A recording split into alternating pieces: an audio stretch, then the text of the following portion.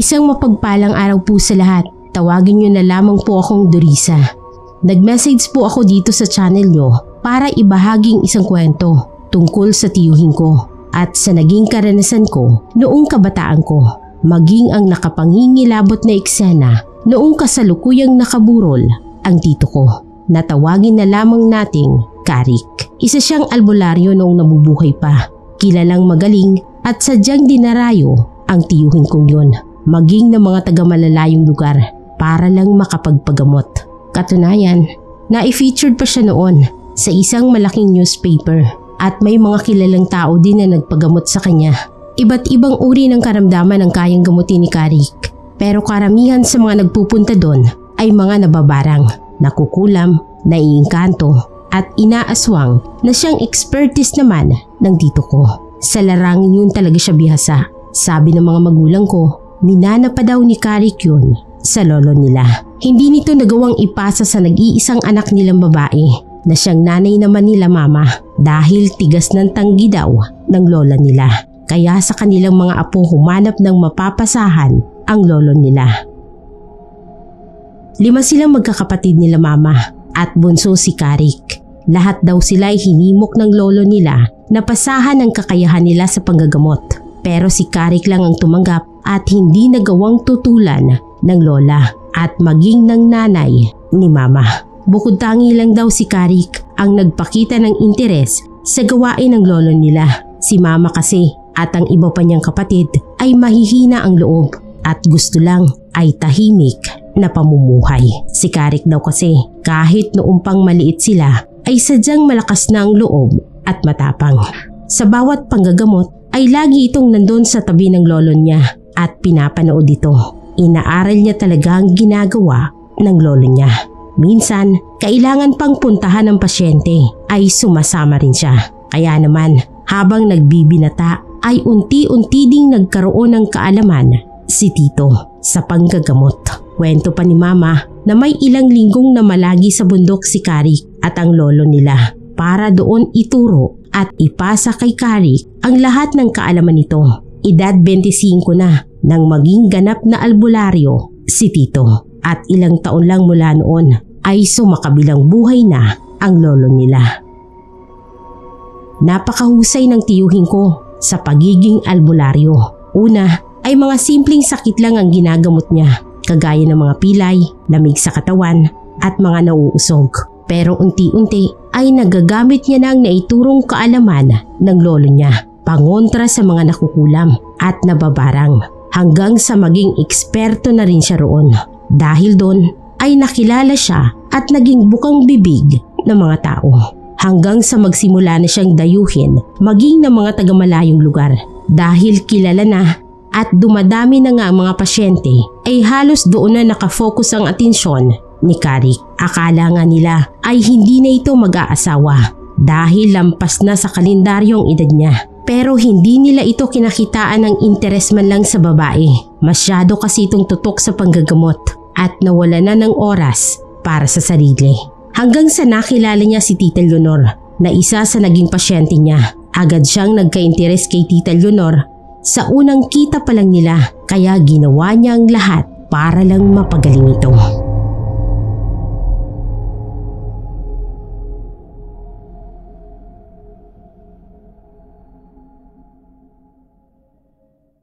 Si Tita Leonor ang unang naging pasyente ni Karik na napas sa ilalim sa kapangyarihan ng isang aswang. May manliligaw daw si Tita Leonor na tinanggihan niya noon. Sa proseso ng panggagamot ay natuklasan ni Tito Rick na yung manliligaw mismo ni Tita Leonor ang gumawa ng hindi maganda sa kanya dahil hindi nito matanggap ang ginawang pambabasted ni Tita Leonor sa kanya. Kaya naman sa galit, palihim siya nitong pinakain ng nilawayan para maging kauri nila. Nang sa ganon ay mapuwersa itong gustuhin din siya. Pero mabuti na lang, malakas ang karakter ni Tita Leonor at nagawa nitong labanan ng lason na inilagay ng aswang sa pagkain niya. At nang malaman nga daw nito ang tungkol sa angking kakayahan ni Tito Rick ay agad siyang nagpunta rito para magpatulong na mawala ang lason. Dahil nga unang beses daw yun ni Tito ay nahirapan pa siyang kontrahin yun. Pero yung matinding pagkagusto niya kay Tita Leonor ang naging motibasyon niya para magamot ito at mawala ang pansamantalang pagiging aswang na ginawa ito ng manliligaw niya. Muling umakyat si Tito sa bundok kung saan itinuro sa kanya ni Lolo ang lahat ng kaalaman nito at muling inaral yun.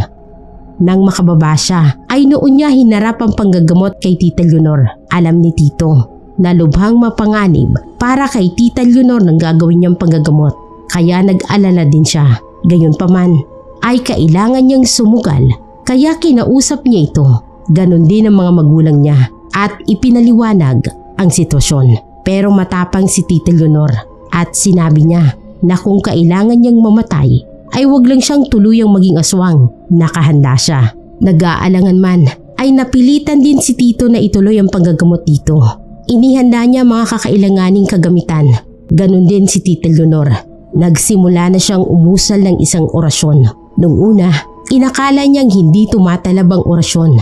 Pero sa kalagitnaan ay bigla na lang natumba at nangingisay sa sahig si Tita Leonor na tila ba inaatake ng epilepsy.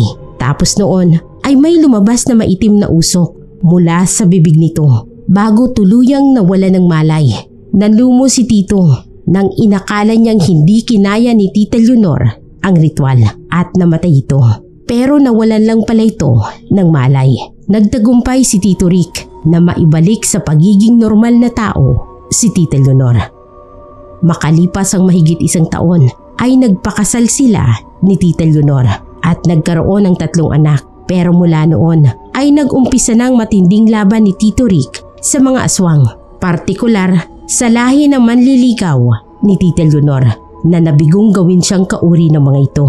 Hindi na siya nawawala ng mga pasyenteng inaaswang mula noon. Natatandaan ko nung maliit pa kami ng mga anak nila. Palagi kaming nakasilip na magpipinsan sa tuwing may ginagamot si Tito Rick na mga inaaswang daw. Hindi pa namin alam noon kung ano ang nangyayari. Basta nakakatakot daw ang itsura ng mga taong nagpupunta doon para lang magpagamot. Tapos nagtataka din kaming magpipinsan kung bakit at kung paano sila napapagaling ni Tito Rick. At noon lang din namin nalaman na albularyo pala ang tawag sa kagaya ni Tito at maraming kagaya niya na nanggagamot sa ganoong paraan. Matapos niyang matalo at mapatay ang ilan sa mga lahi ng aswang ay pansamantalang natahimik ang lugar namin.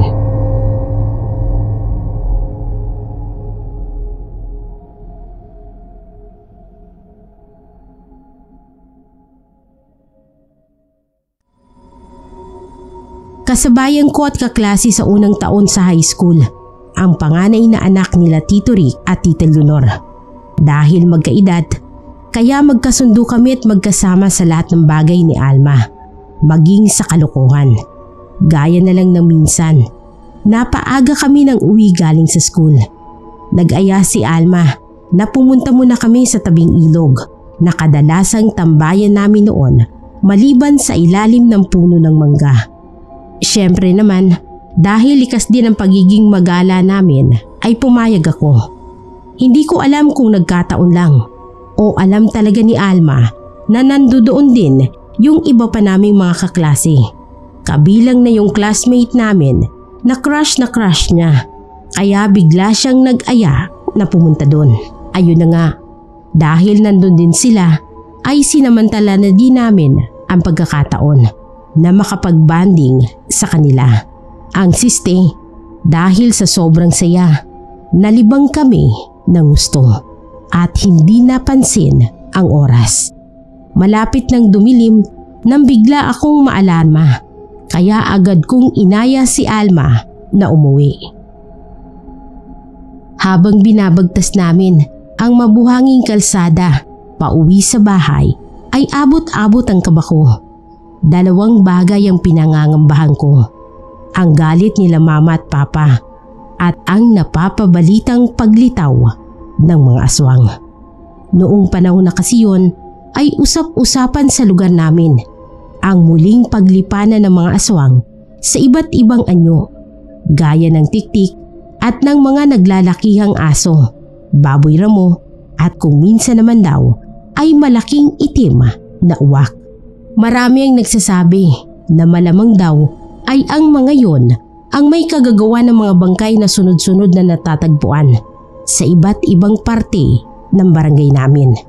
Sa isiping yon ay lalong kumabog ang dibdib ko, kaya halos hatakin ko si Alma sa pagmamadali.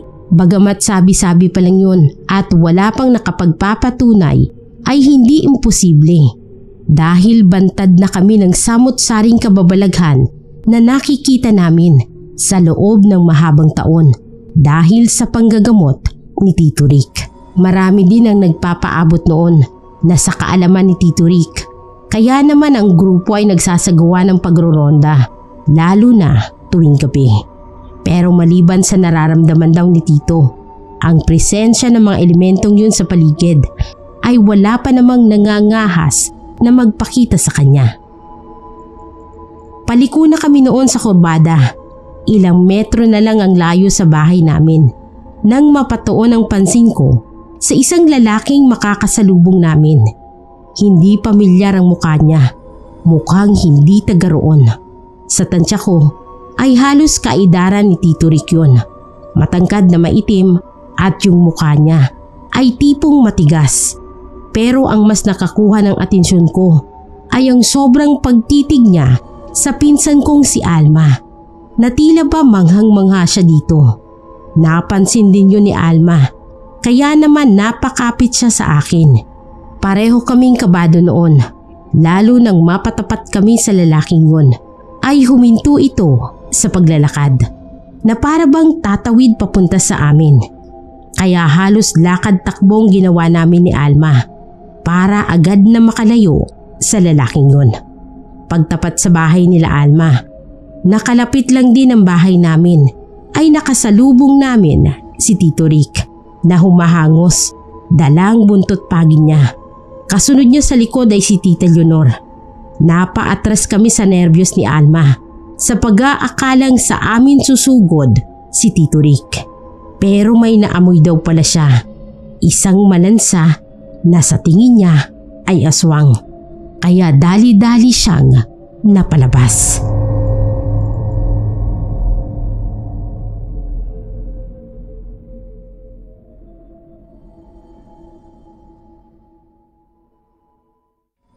Dahil sa narinig, takot at napabilis kami ng pasok ni Alma sa loob ng bahay. Naisip namin yung lalaking nakasalubong namin na may kakaibang itsura. Kwento namin yung kina Tita Leonor at bumakas sa mukha niya ang pag-aalala. Nadinig ko noon na sinabi niya kay Tito Rick na hindi kaya yung aswang na nanligaw noon sa kanya ang nakita namin, at kaya ganoon na lamang ang pagtitig nito kay Alma dahil para silang pinagbiyak na bunga. Kung titingnan kasi ay ganoon na ganoon daw ang mukha ni Tita kay Alma at ang katawan ni Tita Leonor noong panahong inaaswang siya at nagpapagamot kay Tito Rick. Napatiimbagang si Tito Rick dahil sa sinabi ni Tita Leonor. Nagbantang subukan lang daw ng lalaking yon na lumapit sa mag-ina niya at magkakasubukan daw sila. Mula naman noon ay naging maingat na kami dahil sa takot na baka magbalik pa sa lugar namin ang lahi ng aswang na yun at sila yung napapabalitang gumagala sa lugar na yun. Kung papasok man sa school ay palaging may naghahatid sa amin. Hindi na din kami hinahayaang makagala at sinusunod naman namin yun ni Alma. Binigyan din kami lahat ng pangontra ni Tito Rick para daw hindi kami basta-basta malapitan ng mga aswang. Naging tila ghost town ang barangay namin, lalo na kung gabi. Dahil sa takot ng mga tao ay maagang nagsisipagsara ang mga bahay at lahat ay may kanya-kanyang pangontra. Bunsod yun sa pagkatagpo ng buntis naming kapitbahay na wala ng buhay at wakwak ang tiyan at wala na din yung sanggol sa loob ng sinapupunan nito. Nakita din sa bubong ng bahay nila ang isang maliit na butas sa tapat mismo ng hinihigaan ng buntis. Pinaniniwala ang pinaglawitan yun ng dila ng tiktik. Pinulong ni Tito Rick ang ilan pang mga kagaya niyang albularyo sa lugar namin. na naturuan niya at kasama ang ilan pang mga kalalakihan ay mas pinaintig nila ang pagroronda. Maging sa araw ay naging mapagmatsyag sila sa mga tao doon, lalo na kung hindi pamilyar ang mukha at may kakaibang kilos. Hanggang sa may makapagsabi kay Tito Rick na nasa kabilang barangay daw ay may isang pamilyang bagong salta lang doon. May kahina-hinalang kilos. Hindi daw ito nakikihalubilo sa mga taga roon at bihira lang kung lumabas. Mula daw nang dumating ang mga taong yun doon sa barangay nila ay saka naman nila nabalitaan ang sunod-sunod na pagkamatay ng mga tao sa barangay namin sa karumal-dumal na paraan. Hanggang isang gabi nang sa wakas ay natsyempohan din ng grupo ni Tito Rick ang sinasabing aswang. Isang bata daw na may kakaibang itsurang nakita nilang pagala-gala sa kalaliman ng gabi. Kaya naman sinundan nila ito. Nang mahalata daw ng bata na may sumusunod sa kanya ay natarante itong nagtatatakbo. Nang masukol nila ay naging isang baboy ramo ito. Doon na siya pinagtulungan ng mga tao. Pero hindi nila alam na may uwak na nakasunod dito. At doon naglabasan ng iba pang kalahi ng batang aswang. Doon nakaharap ni Tito Rick ang sinasabing lalaki ni Tita Leonor na nagturing sa kanya bilang isang mortal na kaaway. Mula nang maibalik niya sa pagiging normal na tao ito at siyang pinili. Naglaban sila hanggang sa magapi niya ang lalaki at ang buong pamilya nito. Pero bago daw tuluyang mapatay ni Tito Rick ang lalaking aswang, ay sumumpa ito na may mga kalahi pa siyang babalikan si Tito Rick para makaganti. Mula noon ay nawala na rin ang sunod-sunod na may natatagpo ang mga bangkay. Natahimik na rin ang barangay namin habang si Tito Rick naman ay nagpatuloy sa panggagamot.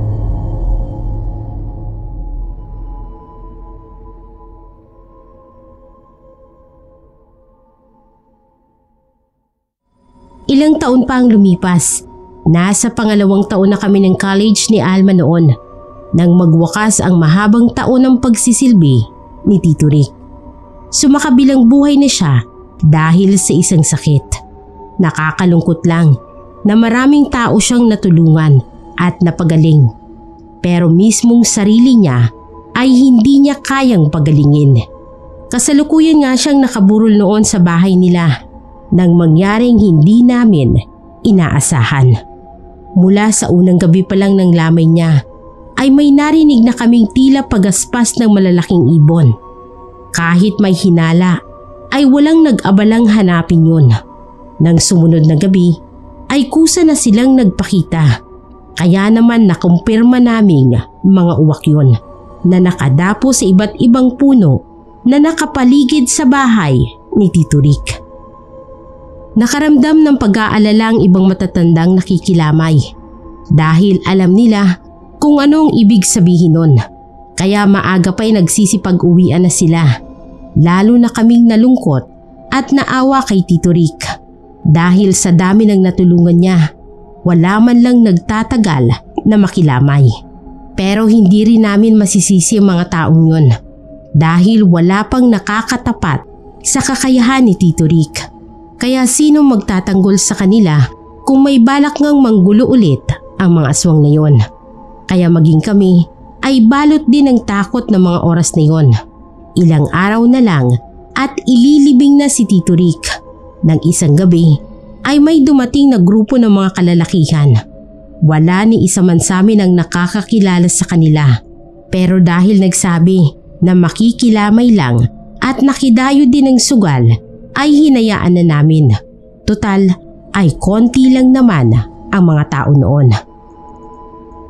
Habang nakaupo sila at naglalaro, ay napansin ko't mayat mayang sulyap nila sa kabaong ni Tito Rick.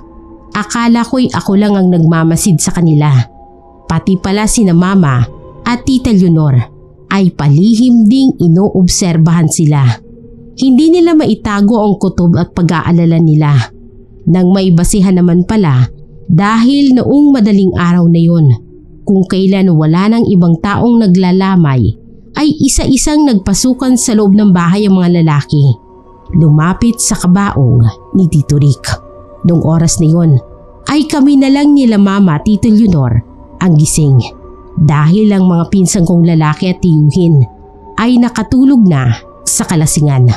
Nagulat na lang kami nang bigla na lang nilang tanggalin at ihagis ng mga lalaki ang takip ng kabaong at buhati ng bangkay ni Tito Rick.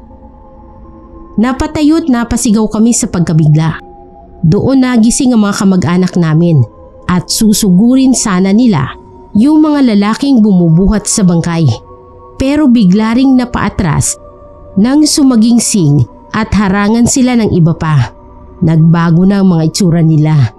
Naging mga nakatatakot na nilalang. May mapupulang mata at mababalahibong katawan at muka. Matutulis din ang mga pangil at kuko. Ako naman ay napasiksik sa likod ni Mama. Nanginginig ang buong katawan ko sa takot. Wala na kaming magawa kundi magsisisigaw na lang. Si Tita Leonor ay nahimatay pa nang makitang tangay ng mga lalaking aswang palabas ng bahay ang bangkay ng asawa niya. Pero ganoon na lamang ang pagkabigla naming lahat, maging ng mga aswang, nang humarang sa daraanan nila ang isang lalaking tingin ko ay kaidaran lang ni Tito Rick. Higit sa lahat ay kamukhang kamukha niya. Halos wala silang pinagkaiba. Nagkatinginan ang mga lalaking aswang, sabay tingin sa bangkay ni Tito Rick na buhat nila. Ganon din kami na manghang-mangha sa lalaki na kamukha ni Tito Rick. Nagulat ako nang nadinig kong ibinuka ang bibig ni Mama. Tinawag niyang Rod ang lalaki habang nanlalaki ang mga mata na tila hindi makapaniwala. Pero nawala doon ang atensyon namin nang bigla na lang magkagulo dahil nakita na lang namin na nakikipaglaban na sa mga aswang yung lalaking dumating. May hawak siyang latigo at buhangin na isinasaboy sa mga kalaban habang walang tigil sa paghagupit niya sa mga ito. Nang masigurong wala na silang laban, ay nag-uunahang nagpulasan ng mga ito papalayo. Agad na binuhat at ibinalik si Tito Rick sa kabaong niya, habang kami naman ay tulalang nakatingin sa lalaking kamukha niya. Mahabang istorya pa, pero sa pagkashock namin ay nagyakapan na tila hindi makapaniwala sina Mama, sila Lola at yung lalaki na Rod ang pangalan, nakakambal ni Tito Rick. Maliit pa lang daw ay sa kamag-anak na sa Amerika ito nakatira at matagal ng panahon. Akala nila Mama ay patay na ito dahil nawalan sila ng komunikasyon sa umampun dito. Naalala ko pa, noong bata pa kami ay minsang may nabanggit na kakambal si Tito Rick. Pero hindi na ulit na pag-usapan kaya nawala na sa loob namin. At noon nga ay bigla na lang itong lumitaw. Matagal din kasing nanirahan sa bundok sa ibang bansa ang kakambal ni Tito Rick. Nagpakadalubhasa rin sa panggagamot at sa mga gawaing may kinalaman sa pagtugis sa iba't ibang masasamang elemento. Matagal na din daw niyang hinahanap ang tunay niyang pamilya, pero sa kasamaang palad ay sa ganoong pagkakataon niya nakita ang kakambal niya. Pero mabuti na rin at tiyempong pagdating niya ay nailigtas niya ang bangkay ng kakambal niya sa kamay ng mga aswang na maaaring pagganti ang pakay sa pagkuha sa bangkay ni Tito Rick.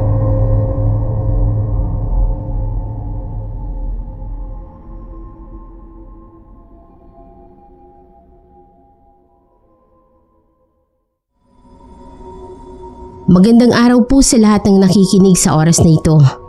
Ako po si Jane at nandito po ako para maibahagi sa inyo ang isang kwento tungkol sa isang pangyayaring na-experience namin noong namatay ang lola ko sa mother side ko, taong 2010. Nagsiuwian kaming lahat ng magpipinsan doon sa probinsya namin sa Bataan para makita at makasama sa huling pagkakataon ang pinakamamahal naming lola na si Lola Amparo o Ampi para sa aming mga apo niya. Nagtatrabaho na ako sa Maynila bilang isang empleyado sa isang government agency at kasalukuyan nga akong nasa trabaho noon nang makarating sa akin ang balita. Sobrang naapektuhan ako sa balitang yon dahil talagang malapit kami ni Lola, lalo na ako na unang apo niya kay Mama. Ako ang unang-unang naalagaan niya sa lahat ng apo niya. Kahit nga may mga bago pa siyang apo na nagsulputan sa iba pa niyang mga anak, ay hindi pa rin siya tumigil sa pag-aalaga sa akin.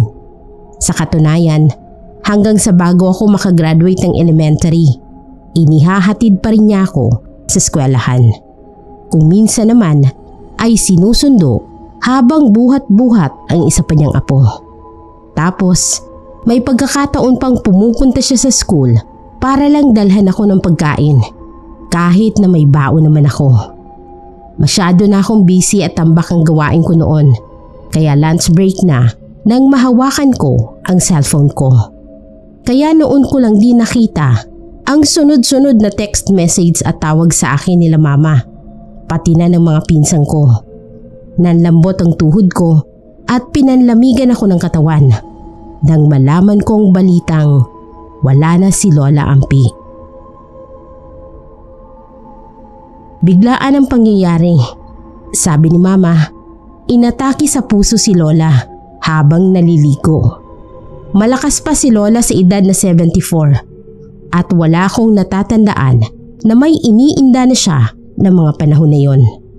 Hindi naman malihim si Lola at alam namin kung may iniinda siya ay tsak na magsasabi siya para mapatingnan sa doktor dahil sobrang maingat sa katawan si Lola. Katwiran niya, kailangan niya pang mabuhay ng matagal dahil kailangan pa siya ng mga apo niya. Kahit sa totoo lang, malalaki naman ang kaming lahat at wala nang alagain pa. 7 kaming mga apo niya sa 3 anak nila ni Lolo Roman. Ako ang pinakapanganay sa edad na 25 nung panahon na yon. Tapos lahat ay magkakasunod ng iba. Ang pinakabata sa lahat ng apo niya ay si Kate. Nasa 16 lamang. Sa bunsong anak niya na si Tita Claire. Nawala na ako sa kondisyong magtrabaho matapos kong malaman ang nangyari kay Lola. Pero kailangan kong tapusin ang gawain ko para makapagpaalam ako ng maayos sa ilang araw na ililive ko. Hindi pwedeng hindi ko uwian si Lola sa buong panahon na nakaburol siya. Huling sandali na yon na makakasama namin siya, kaya sisiguraduhin kong nasa tabi niya ako palagi. Nang matapos na nga ang ginagawa ko, ay agad kong inasikaso ang pag-file ng leave. 2 linggo ang hiningi ko dahil plano ko na kahit mailibing na si Lola ay hindi ako agad aalis dahil bukod sa sasamantalahin ko din ang pagkakataong makasama uli sina Mama at Papa, maging ang mga kapatid ko dahil bihirang-bihira lang talaga akong makauwi. Inaalala ko pa si Lolo Roman na tsak na sobrang lungkot sa pagkawala ni Lola. Iniisip ko nga kung papaano na kaya siya ngayong wala na si Lola. Masyado pa naman siyang nakadepende kay Lola sa lahat ng bagay. Madalas nga naming biro noon na si Lolo ang panganay na apo ni Lola dahil para din siyang baby ni Lola kung umasta.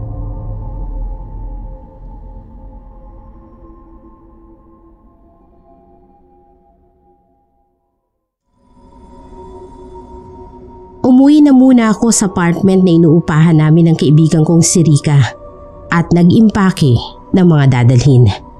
Nasa work pa siya noon at hindi ko na siya mahihintay. Kaya naman tinext ko na lang siya. Matapos kong mag-impake ay dumiretso na ako sa terminal ng bus sa Avenida. Habang tumatakbo ang bus ay hindi ko mapigilang mapaluha. Masakit talaga sa akin ang pagkawala ni Lola. Lalo't alam kong hindi pa ako nakakabawi sa tampo niya sa akin. Hindi kasi siya pabor na bumukod ako kina Mama at sa Maynila na ako magtrabaho. dahil pwede naman daw doon sa probinsya namin. Pero gusto ko kasi talaga sa Maynila dahil pakiramdam ko nandoon ang lahat ng opportunities sa pag-asenso. Pero dahil mahal ako ni Lola, kahit alam kong labag sa kalooban niya, ay sinuportahan niya pa rin ako. Siya pa nga ang nagkumbinsi kina Mama at Papa na payagan ako. Sa kondisyong lagi akong uuwi sa probinsya para dalawin sila. Ang kaso, hindi ko natupad yung pangako kong yon. At sa halip, ay naging madalang pa sa patak ng ulan kung makauwi ako. Kaya alam kong malaki ang tampo sa akin ng lola ko. Nakatingin ako sa dinadaanan ng bus habang nakasandal sa salamin na bintana. Sobrang dilim na noon at wala na din akong maaninag na kabahayan dahil nasa parting highway na kami. Halos yung refleksyon na nga lang ng loob ng bus ang nakikita ko sa salamin. Nang bigla akong mapamulagat. Nakita ko sa salamin ng bintana si Lola Ampi na nakaupo sa upuang katapat ng kinauupuan ko. Suot niya ang pranelang regalo ko noong huling uwi ko. Nakahalukip-kip siya habang nakangiting nakatingin sa akin. Pabigla akong humarap pero matandang lalaking natutulog ang nakaupo roon. Napatayo pa ako habang palingalinga. Gayong alam ko namang imposibleng si Lola Ampi yun dahil wala na nga siya. Namamalikmata lang talaga ako. Napabuntong hininga na lang ako at muling naupo at sumandal sa bintana. Nakangiti naman si Lola kaya naisip ko siguro'y masaya naman siya dahil sa wakas magkikita na kami uli. Yun nga lang, nakahiga na siya sa malamig na kabaong. May ilang sandali na din ako sa ganong ayos nang muli akong mapatingin sa refleksyon sa bintana. Pakiramdam ko kasi ay may nakatingin sa akin. At pagtingin ko nga doon ay muli kong nakita ang imahe ni Lola. Nakangiti sa akin. Hindi ko alam kung bakit hindi ako nabigla o natakot sa pagpapakita niya sa akin doon. Hindi na rin ako humanap ng ibang upuan kung saan ko siya nakikita dahil alam kong wala naman siya. Nakontento na lamang ako sa pagtingin sa kanya mula sa salamin ng bintana. Dahil kung namamalikmata lang ako, ay siguradong mawawala siya agad sa paningin ko. Pero hindi siya nawala, kaya humarap ako ng tuluyan sa salamin at hinawakan ko ang palad ko. Doon ay parang hinaplos ko ang mukha ni Lola. Nakangiti lang siya sa akin habang ginagawa ko yun. Pero maya-maya lang ay nanlaki ang mga mata ko nang makita kong isang nakakatakot na itsura. Isang nilalang sa tabi ni Lola. Malago ang kulot na buhok nito. Nanlilisik ang mapupulang mata habang nakalabas ang matutulis na pangil sa bibig na tinutuluan ng laway. Nakaamba ang mga kamay niyang may matutulis na kuko na tila handang sakmalin si Lola. Napahumindig ako at napahawak sa bibig ko para pigilin na mapasigaw. Si Lola ay walang kamalay-malay na may nakaambang panganib sa tabi niya. Hindi ko alam ang gagawin ko. Hindi ko alam kung paano ko ililigtas si Lola na alam ko namang patay na siya. Nanigas na din kasi ako sa kinauupuan ko. Kaya wala akong magawa kung hindi matulala habang pinapanood yun mula sa salamin ng bintana ng bus. Pero nang akmang sasagpangin na ng nakakatakot na nilalang na yun si Lola Ampi, ay bigla akong napasigaw. Sabay sikad ng malakas. Doon ako biglang nagising dahil napasubsob ako sa malakas na pagpreno ng driver ng bus. Nagbukas ang ilaw at nilapitan ako ng konduktor. Sinabihan niya ako na nagtatanong lang naman daw siya kung may bababa ng binukawan.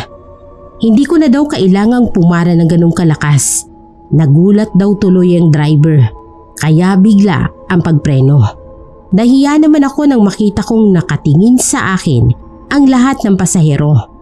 Gusto kong sabihin na hindi naman ako pumara dahil nananaginip lang ako. Pero humingi na lang ako ng pasensya. Tamang-tama naman na doon na din talaga ang baba ko. Kaya dali-dali kong binuhat ang bagahe ko at bumaba ng bus.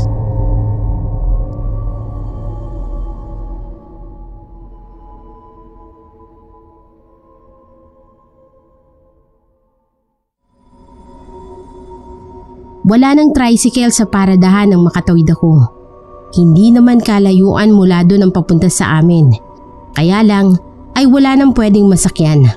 Kaya napilitan na lamang ako na maglakad. May kabigatan nga lang ang dala kong bag. Kaya medyo nahirapan ako. Sa pagkakaalam ko ay wala namang napapabalitang may nangyaring krimen sa lugar namin. Kaya pakiramdam ko noon ay safe naman ako na maglakad doon kahit hating gabi na. Nang sa wakas ay narating ko na rin ang bahay ni na lolo at lola.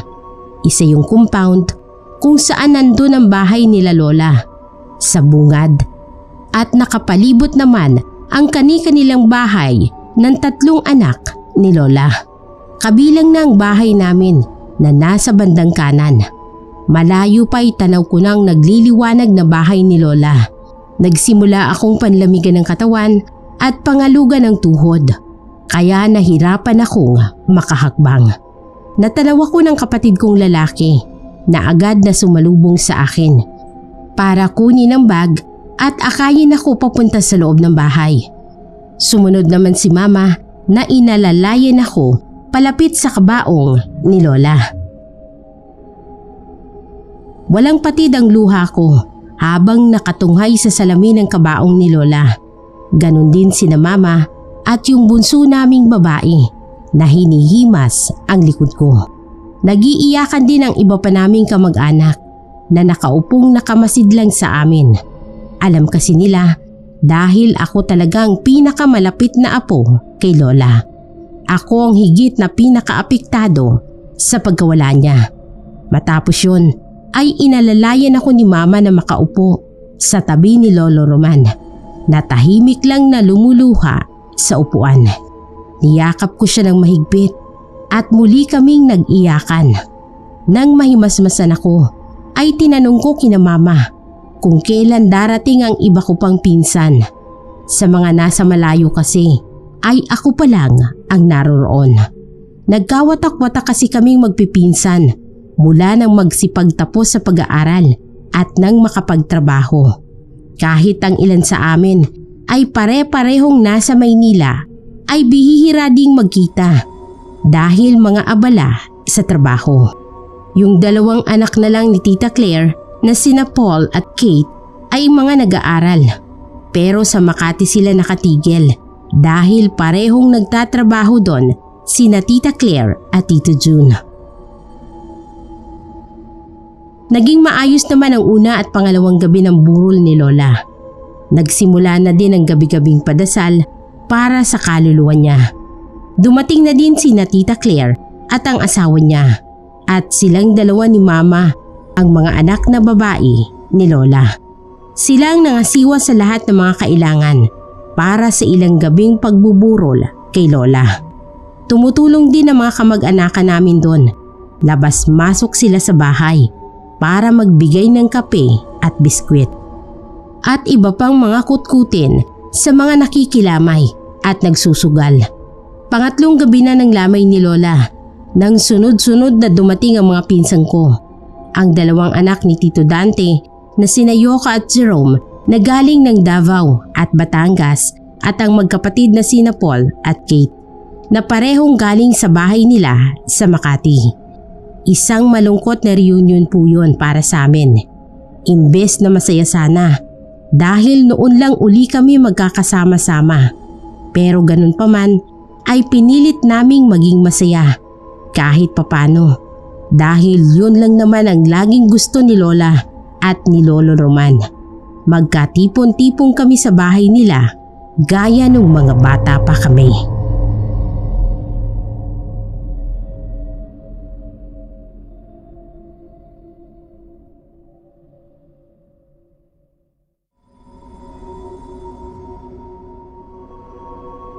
Di tulad ng 3 unang gabi ng burol ni Lola na maayos naman ang lahat. Ang mga sumunod na gabi ay nabahira ng kaguluhan, dahilan para mag-alala kami. Papaano po kasi tuwing gabi ay may umaalingasaw na nakakasulasok na amoy. Amoy malansa at nabubulok na sugat na masakit talaga sa ilong. Nakakasuka. Inakala pa namin na baka hindi maayos ang pagkaimbalsa mo kay Lola. Kaya agad na ipinasundo ng Papa ang taga-punerarya. Pero sinigurado nito na maayos ang pagkakagawa kay Lola. At hindi doon nanggagaling ang amoy. Sinabayan pa yun ng di pangkaraniwang kaluskos na nagmumula sa bubungan ng bahay. Nagkakatakutan na kami noon at isa sa mga pinsan ko ang nagsabi na baka nagmumulto si Lola. Na baka may gusto pa siyang ipahiwatig sa amin. Kaya ganon. Exaggerated pa itong napa-sign of the cross at nagsabing wag daw siyang mumultuhin ni Lola. Dahil takot siya sa multo. Narinig pala ng isa sa matatandang nagdarasal na nagkakape ng mga oras na yon ang usapan namin. Nagpasintabi ito at sumabad sa usapan namin. Wag daw naming isipin na multo ni Lola ang may kagagawa ng amoy at ingay sa bubong na yon. Dahil hindi daw ganoon ang paraan ng isang multo kung magpaparamdam ito o kung may gustong ipahiwatig sa amin. Kung hindi daw siya nagkakamali, ay ibang nilalang ang gumagawa nun na may pakay talaga sa burol ni Lola. Kaya maging alerto at mapagmatsyag daw kami sa paligid. Lalo na sa mga bisitang nakikipaglamay. Kung maaari daw, ay wag na wag naming tutulugan o iiwanang mag-isa ang kabaong ni Lola. Sa sinabi ng matanda, ay nahintakutan kaming lahat. Noon ko naalala yung naging panaginip ko sa loob ng bus na may isang nakakatakot na nilalang na sumakmal kay Lola. Hindi kaya sinyalis ng panaginip kong yon na posibleng ang magkatotoo yon na may umaaligid talagang aswang sa paligid namin. Sa naisip kong yon ay agad akong kinilabutan. Pinanayuan ako ng balahibo. Nayakap ko ang sarili ko dahil parang bigla akong gininaw. Nang mapatingin ako sa mga taong nasa labas ay may mga nagkukwentuhan habang ngumunguya ng kutkutin. May mga nagsusugal at nagmimiron sa mga ito. Isang nakaagaw ng pansin ko. Isang matandang babae na nakaupong mag-isa, malayo sa karamihan. Kahit medyo may kadiliman sa parting inuupuan niya, ay napansin ko pa rin nakatitig siya sa amin. Biglang kumabog ng malakas ang dibdib ko sa pagkakatingin ko sa matanda.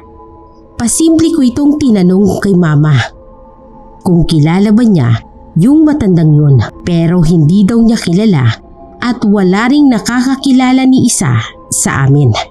Sabi ng Tito Iking ko ay baka daw kakilala ng Lola pero hindi taga roon sa amin.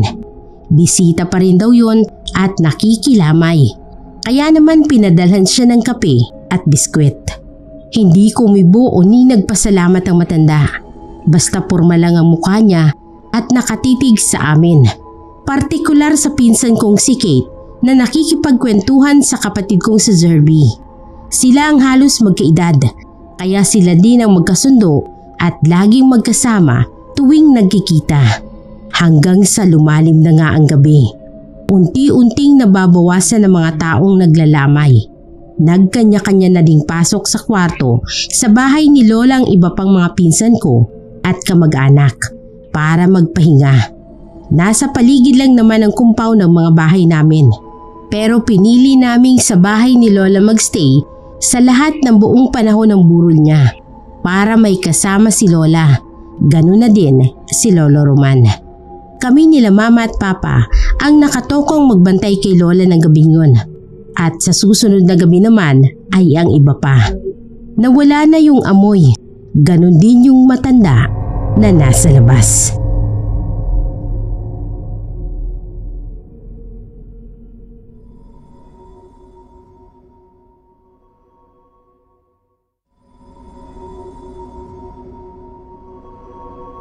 Ng mga sumunod na gabi ay patuloy ang pag-alingasaw ng nakakasulasok na amoy na yon.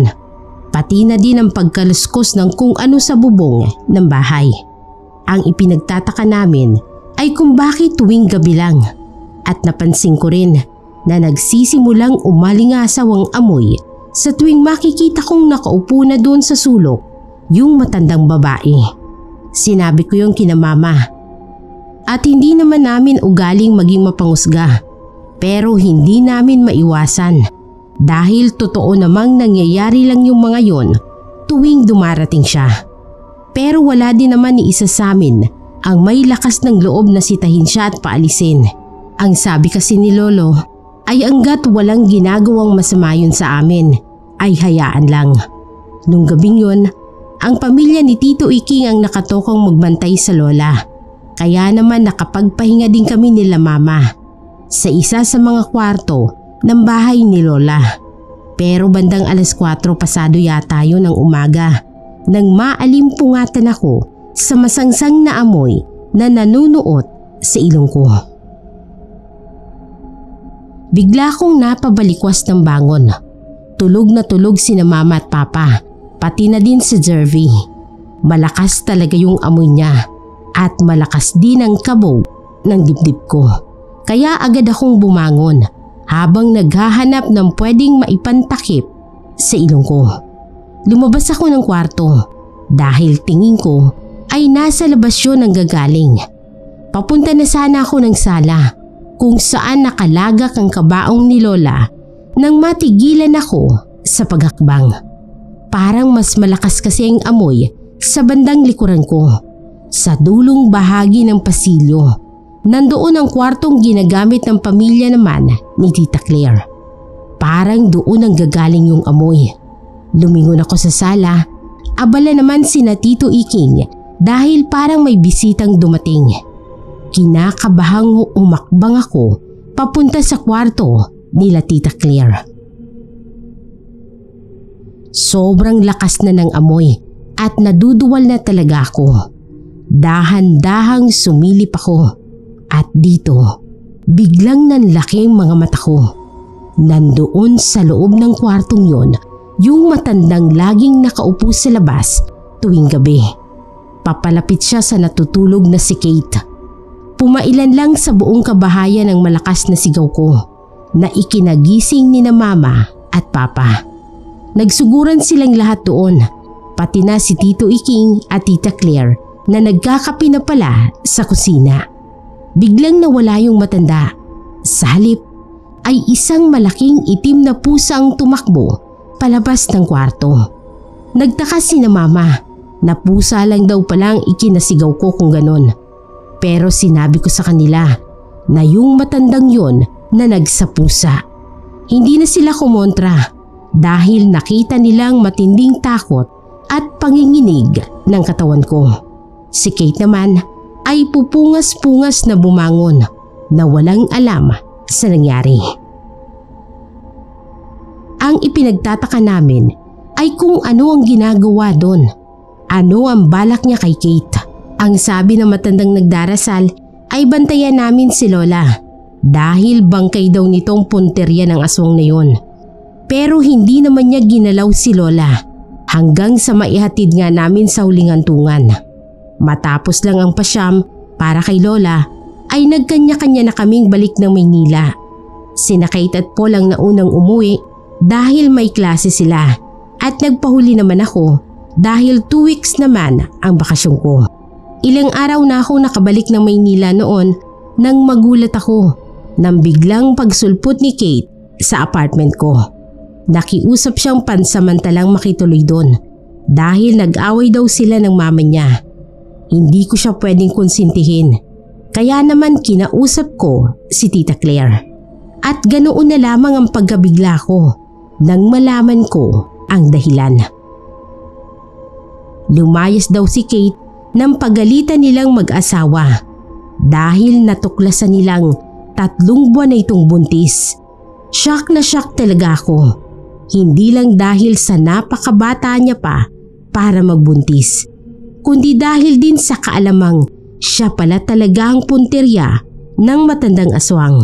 Kaya ito nandoon sa kwarto niya at hindi bangkay ni Lola.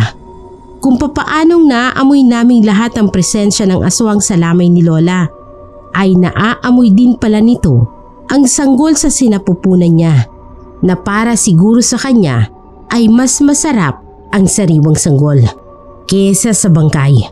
Mabuti na lang at nagising ako sa amoy. Naagapan kong masamang tangka ng aswang sa kanilang mag-ina.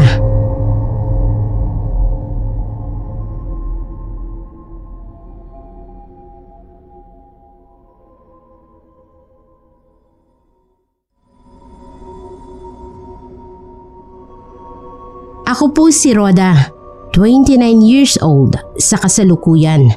Nakatira sa Macabebe, Pampanga. Isang magandang araw po ang bati ko sa ating butihing narrator at sa lahat ng tagapakinig. Kabilang po ako sa matagal nang nakasubaybay sa channel na ito. Ang kwento pong ibabahagi ko sa inyo ay base sa naging karanasan ng pamilya ko. Mahigit 10 taon na ang nakararaan at sa naging karanasan naman ng tatay ko noon namang binata pa siya. Bunso po ako sa 4 na magkakapatid na 2 babae at 2 lalaki. Edad 18 po ako nang mangyari ang nakakikilabot na eksenang yon sa burol ng tiyahin ko na kapatid ng tatay ko.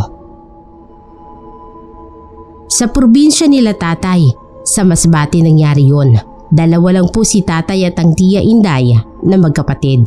Panganay po si tatay. Nang makapagtapos ng high school si tatay ay nagtrabaho siya sa bayan at ilang taon bago nakipagsapalaran sa Maynila. At doon nga niya nakilala ang nanay na taga rito naman sa Pampanga. Bumuo sila ng pamilya sa Maynila na nirahan ng mahabang panahon. Naiwan sa Masbate si Tita Inday kasama ang mga magulang nila. Mula nang umalis si tatay ay bihirang-bihira na siyang makadalaw doon sa probinsya nila. Pero regular naman daw siyang nagpapadala sa mga magulang niya. Mahirap kasi ang buhay nila doon. Tanging pagsasaka ang ikinabubuhay nila. Maliit lang din naman ang kinikita ng tatay noon at hindi yun sumasapat. Kaya hanggang high school lang din ang natapos ni Tita Inday. Tapos ilang taon lang ay nag-asawa na din ito. Nauna pa nga siya kay tatay. Kaya matanda pa sa amin ang mga anak niya. Doon sila tumira sa bahay ng mga biyenan niya. Mula ng parehong makapag-asawa ay mas dumalang ang pagkikita ng magkapatid.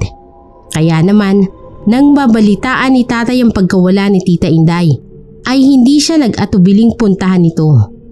Agad kaming pinag-impake nila nanay at umuwi ng Masbate. Lungkot na lungkot si tatay at nanghihinayang sa mga panahon na hindi niya nakasama ang nag-iisang kapatid. Kinailangan niya kasing lumayo noon para may ipantustos sa pag-aaral nito. Ngayon ay wala nang ang titingin sa mga magulang ni tatay, kaya balak niyang isama ang mga ito pabalik sa amin sa Maynila. Hating gabi na nang makarating kami sa bahay nila tatay. Sinalubong kami ng lolo at lola ko. Agad naman kaming nagsipagmano. Doon nakaburol sa bahay nila si Tita Inday, sa kahilingan na din nila lolo at lola. Pumayag naman ang asawa ni Tita Inday para may katuwang siya sa pag-aasikaso dahil matanda na at mahina at nag-iisa niyang magulang. Pagkadating nga namin ay nakapagbigay ng respeto ang tatay kina lolo at agad na dumiretso si tatay sa harap ng kabaong ni Tita Inday. Malungkot na pinagmasdan nito. Ramdam ko ang pagmamahal ni tatay sa nag-iisa niyang kapatid. Matapos yun, inalam ni tatay kung anong nangyari kay tita at kung saan siya inimbalsamo, kung nabantayan bang mabuti habang ginagawa yon. Sabi ng asawa ni tita at ni lola ay wag daw mag-alala dahil si tita daw talagang nasa loob ng kabaong na yon. Nagtatakang nagkatinginan kami habang nakikinig. Dahil hindi namin alam kung ano ang pinag-uusapan nila. At ikwinento na nga ni Lola na bigla na lang daw nangyaring yun. Wala daw kahit anong iniinda si Tita Inday. Basta na lang daw ito dumaing na matinding sakit ng tiyan noong araw na yon. Tapos ay nagsuka. Agad namang nagpatingin sa isang klinik na nasa kabilang barangay. Umayos naman daw ang pakiramdam, pero matapos yon, kinagabihan ay sumakit ulit. At sa pagtataka nila ay lumaki bigla ang tiyan nito na malaking malaki na tila babuntis. Pero bago pa nila ito madala sa ospital ay binawian na ng buhay. Napatiimbagang si tatay. Ang sabi niya, nakulam daw si Tita Inday.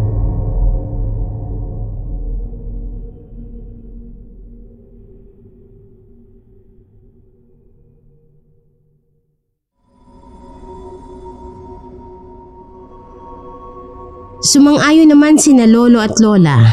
Yun din daw ang hinala nila, maging ng mga kapitbahay. Bago daw kasi ang pangyayaring yun, ay may nakaaway na isang matandang babae, si Tita Inday. Dahil lang sa hindi sinasadyang pagpasok ng anak nito sa bakuran ng matanda. Bago lang daw kasi yun sa lugar nila. Hinahabol daw kasi nito yung nakawalang alaga nila na pumasok doon. Kaya naman sinundan yun ng pinsan ko. Ikinagalit daw yun ng matanda at agad namang humingi ng paumanhin si tita.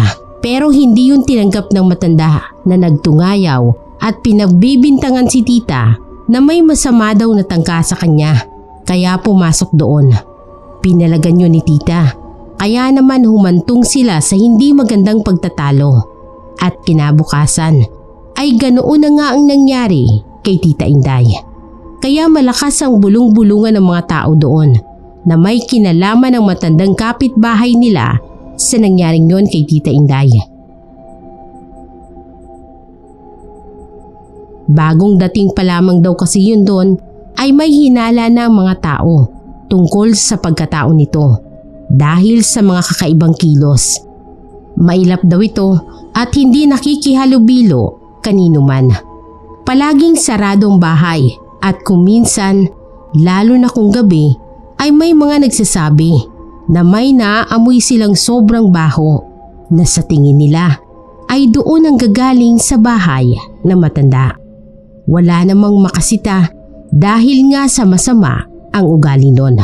May ilang gabi na ding pinaglalamayan si tita nang may mangyaring kakatuwa noon. Nakarinig kami na tila pagaspas ng pakpak ng isang malaking ibon sa ibabaw ng bubong na malakas din ang pagkaluskos na ginagawa nito doon. Agad na naalarma si tatay at sinabing maging alerto kami sa lahat ng oras at wag na wag daw tutulugan si Tita Inday at iiwanan na mag-isa. Kung maaari ay maghalinhinan kami sa pagbabantay dito. Hindi naman namin alam kung anong nangyayari ay sumunod na din kami dahil nakaramdam na rin ako ng takot. Pinaghawa kami ng asin at bawang.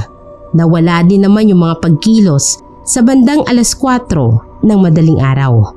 Kinabukasan, nagpaalam si tatay na may pupuntahan at kakausapin lang daw sa kabilang barangay. Binilinan niya kami na maging mapagmatsyag sa mga bisitang darating. Lalo na't hindi namin kilala. Kung may pupunta daw na ganoon, ay wag na wag naming iiwan at aalisan ang tingin.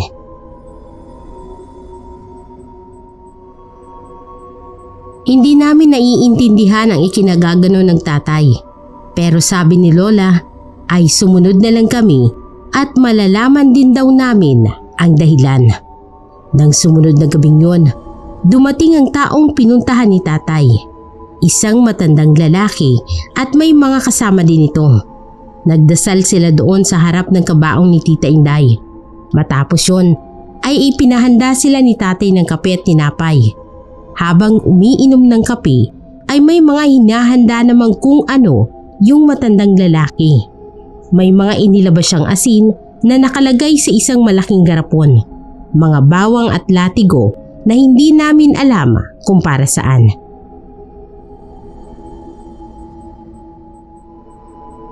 Maya-maya ay muli naming narinig yung pagaspas ng isang malaking ibon.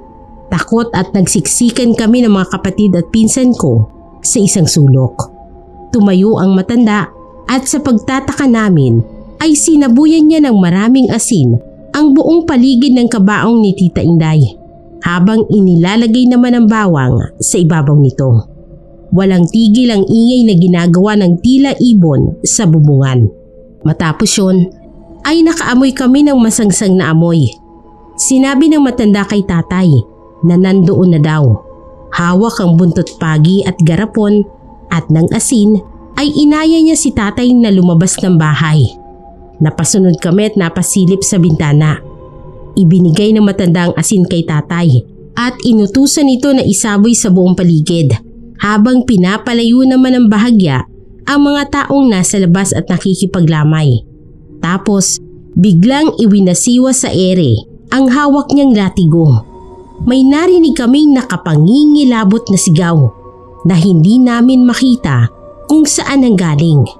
Walang tigil sa palahaw ang matanda hanggang sa mawala ang sigaw, kasabay ng paglipad ng isang malaking ibon papalayo roon.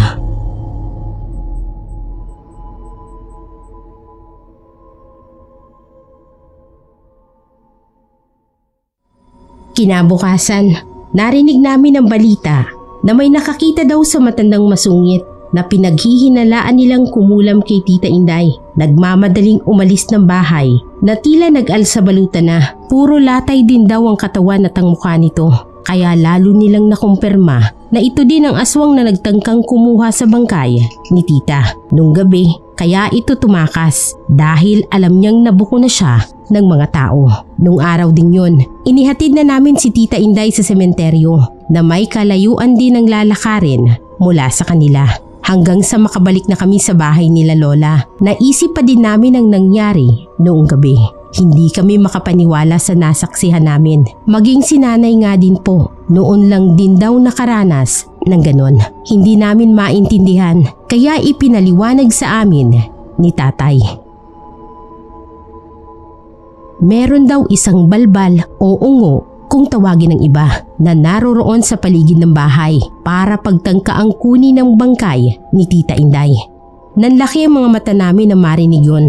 Isa daw yung uri ng aswang na ang kinakain ay mga patay na katawan ng tao. At kaya ganoon na lamang ang pagka-alerto ni tatay dahil ayaw niyang maulit ang nangyari sa bangkay ng lolo niya na nagawang kunin ng isang aswang na nilinlang sila at nagpanggap na imbalsamador. Narinig ko minsan ang kwentong yun ni tatay noong maliit pa kami, pero hindi ko sineryoso dahil inakala kong kwentong lasing lang din dahil nagiinom sina tatay nang magkwento siya ng ganon. At dahil nga sa nangyari nung gabi nang yun, kinulit namin si tatay na ikwentong nangyari sa lamay noon ni lolo. Sa isang medyo liblib na barangay daw sila nakatira noong araw, kung saan wala namang mga klinik, lalong wala ring ospital. Kung meron man ay napakalayo naman, at kung may pasyente daw na naghihingalo at kailangang dalhin sa ospital ay siguradong aabuti na lang ng pagkamatay sa daan bago pa makarating sa ospital sa pinakabayan. Kaya nang magkasakit ng malubha si lolo ay ganoon na lamang ang nangyari. Nahirapan silang makahanap ng masasakyan para ihatid dito sa ospital, kaya sa daan pa lang ay inabot na ito. Ganun pa man ay itinuloy pa din nila ito sa ospital, kung saan idiniklara na nga itong dead on arrival. Agad na itong dinala sa morgue ng ospital. Tuliro daw ang mga magulang noon dahil hindi nila alam kung ano ang gagawin sa bangkay ni lolo. Wala silang kapera-pera ng mga oras na yon at hindi nila alam kung paano mailalabas ang bangkay ni lolo doon. May mga serbisyo daw ng puneraryang nakaabang sa morgue at nag-alok ng kanilang serbisyo, pero hindi pa makapagpasya ang mga magulang niya, kaya tinanggihan muna nila ang alok na yon. Mabuti na lang daw may nakita ang nanay ni tatay na si Lola Elsa, nakakilala sa ospital, kaya nagawa ng paraan na mailabas nila si lolo at maiuwi sa bahay. Nang maiuwi na si lolo sa bahay, ang sunod naman nilang naging problema ay ang serbisyo ng punerarya. Madami mang nag-alok sa ospital ay hindi naman nila kaya ang presyo ng mga ito. Nakatakda na sanang samahan ng nanay ni tatay ang isang kumari niya sa bayan dahil may pagmamay-ari daw na punerarya ang amo nito. Nang magulat sila nang biglang pagdating doon ay isang lalaking nagpakilalang ambo. Natigilan daw si Lola Elsa dahil pamilyar ang mukha nito. Nang sabihin nito na isa siyang imbalsamador at nagmamay-ari din ng isang punerarya sa katabing bayan, ay doon nila naalala na isa ito sa mga nag-alok ng serbisyo nila noong nasa morgue ng ospital si Lolo. Napaisip siya kung papaano sila nasundan agad nito. Gayong wala naman silang nakitang ibang sasakyan doon. Pero hindi niya napinansin yun. Sa sinabi nitong murang-mura lang daw niyang ibibigay ang kanilang serbisyo, napatuon ang atensyon niya at libre na rin daw ang pag-iimbalsamo nito at ito mismo ang gagawa.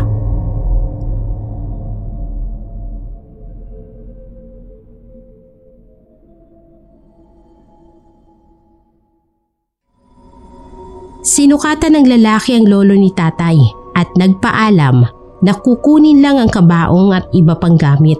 Noon ay pasado 7:00 na ng gabi. Binilinan daw sila nito na huwag gagalawin ang bangkay at ito raw ang bahala pagbalik niya. Mabilis na nawala ang lalaki pagkalabas nito sa bahay ng lolo niya na ipinagtaka naman nila.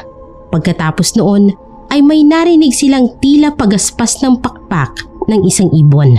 Maghahating gabi na nang bumalik ang lalaki. Kagaya nung una, hindi rin nila namalayan ang muling pagsulpot nito. Sabi ng lalaki ay iimbalsamuhin muna niya ang lolo ni tatay at bibihisan sa loob ng kwarto bago nila ito ipapasok sa kabaong na nasa sakyan pa daw nila. Pinalabas sila nito at siya na raw ang bahala. Sumunod naman sila dito. Habang ginagawa ng imbalsamador ng lolo ni tatay ay nakaamoy daw sila ng sobrang baho. Naamoy na bubulok na bangkay. Sobrang nakakasuka daw. Inakala ni tatay na ang lolo yung naaamoy na yun. Pero sabi ng tatay niya ay imposible dahil halos kamamatay lang daw nito nung umaga. Pare-pareho silang walang ideya kung saan nanggaling yun. Hanggang maya-maya ay lumabas na ang lalaki at tinawag sina tatay para magpatulong daw na kunin ang kabaong sa sasakyan. Pinagtulungan nilang iayos ang paglalagay doon kay lolo. Kataka-taka kasi wala man lang kasamang alalay ang imbalsamador na yon para siyang mag-ayos sana ng mga gamit. Habang inaayos nga daw nila ang pagbuburulan ng lolo niya ay hindi mapigilang ilang beses na mapaduwal si tatay sa sobrang baho, kaya hindi niya napigilang tanungin ang lalaki kung yung lolo daw ba niya yung nangangamoy na yon. Bakit naman daw sobrang baho?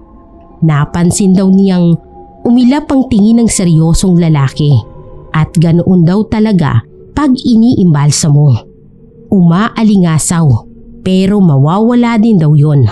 Matapos ngang maiayos ang bangkay ng lolo ni tatay ay dali-dali daw itong nagpaalam at sinabing babalik na raw sa araw ng libing sa lolo nito. Nag-umpisa na nga ang paglalamay para sa lolo niya. May mangilang-ilang kapitbahay na ang nagsimulang magpuntahan at makiramay at napansin nilang na wala nga ang masangsang na amoy. Ilang gabi nang nakaburo lang lolo ni tatay. Nang isang gabi ay may dumating na isang grupo ng matatanda na magdarasal. Taga-kabilang barangay daw yon na sinundo ng isang kamag-anak ng lola ni tatay para naman daw mapadasalan ito. Huwag daw mag-alala sina lola dahil wala naman itong bayad. Kapilang daw ay sapat na. Nang matapos ang pagdarasal, binigyan sila ng kape at tinapay ni Tita Inday at ng kapatid ni tatay. Isang matandang lalaki naman na kasama nila ang tumayo at tumunghay sa kabaong. Nagtaka daw si tatay nang makita ang ekspresyon ng matanda na tila gulat na gulat. Sinisipat pa nito ang buong loob ng kabaong bago muling naupo at kinausap ang magulang ni tatay. Tinanong niya kung ilang gabi na daw bang nakaburo lang patay. May napansin silang tao na pumunta doon na may kakaibang kilos. Nung sinabi nilang wala, ay muling nagtanong ang matanda kung paano naiburo lang lolo ni tatay, saang punerarya galing at kung nasa kabaong na ba nang iuwi sa bahay. Doon nila'y kwento sa matanda na may isang lalaking nagmagandang loob na bigyan ng murang serbisyo ang namatay bilang tulong na daw ng lalaki.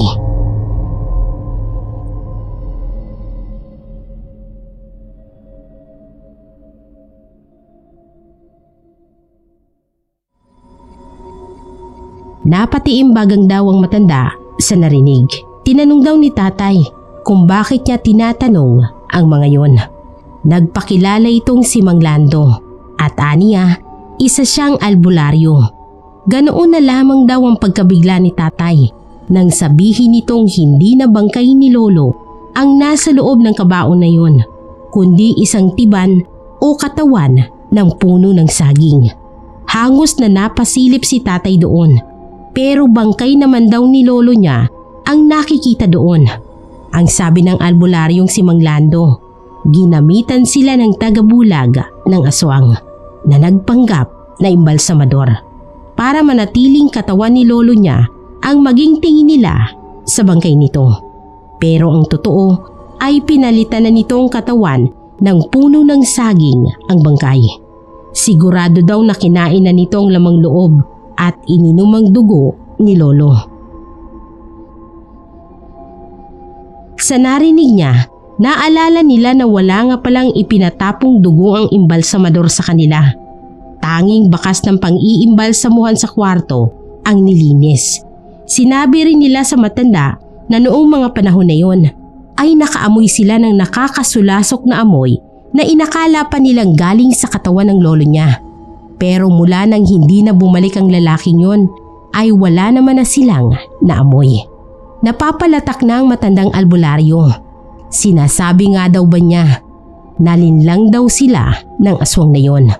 Nakuha nito ng walang kahirap-hirap ang bangkay ni lolo dahil wala silang kaalam-alam tungkol sa aswang na tinatawag na balbal at sa ibang estilo nito para makapambiktima. Nabalitaan na daw niya kasi sa ibang barangay ang tungkol sa aswang na yon na nagpapanggap na imbalsamador. Iaalok ang serbisyo sa pamilya ng namatayan para maakit ito at malaya siyang makalapit sa bangkay at magawa niyang balak niya dito. Para patunayang totoong kanyang sinasabi ay inilabas ang maliit na libro ng matanda. Umusal ng dasal at isang orasyon kasama ang isang maliit na botelya na naglalaman na parang mga pinong buhangin. Matapos yun ay naglagay ito sa palad niya at isinaboy sa loob ng kabaong. Nagimbal sila ng mapawi ang usok na likha ng isinaboy na buhangin at unti-unting tumambad sa kanila ang laman ng kabaong, isang ang puno ng saging. Napalahaw daw ang iyak ng nanay ni tatay dahil sa natuklasan at ganoon na lamang ang panlulumo nila. Hindi na nga bumalik yung lalaking imbalsamador gaya ng pangako nitong babalik kapag ililibing na ang patay. At dahil wala naman ang katawan ng lolo ni tatay doon, kundi isang puno na lang ng saging ang pinaglalamayan nila, ay agad nila itong inilibing. Mula nga noon ay naging bukang bibig sa lugar nila ang pangyayaring yon. Kaya ang mga tao doon ay naging maingat at mapagmatsyag sa paligid. Hindi na sila pumapayag na makalapit ang isang estranghero sa sino mang kapamilya o kamag-anak nilang namatay dahil sa takot na mangyari din sa patay nila ang nangyari sa bangkay ng lolo ni tatay. Hindi nga din daw makapaniwala sina tatay na nangyari yon dahil sino naman daw bang mag-aakala na totoo pala talaga ang mga ganong klaseng nilalang na nabubuhay dito sa mundo natin. Lalo na't karamihan sa kanila ay nakakasalamuha lang natin araw-araw. Dahil nasa anyong tao naman sila. At kung wala kang kaalam-alam sa mga gaya nila, madali kang malilinlang. Kagaya nga ng muntik nang mangyari kay Tita Inday na kung hindi naging alerto si tatay at humingi ng tulong sa isang albularyo ay baka nakuha na rin ng aswang ang katawan niya mismo sa mismong lamay niya.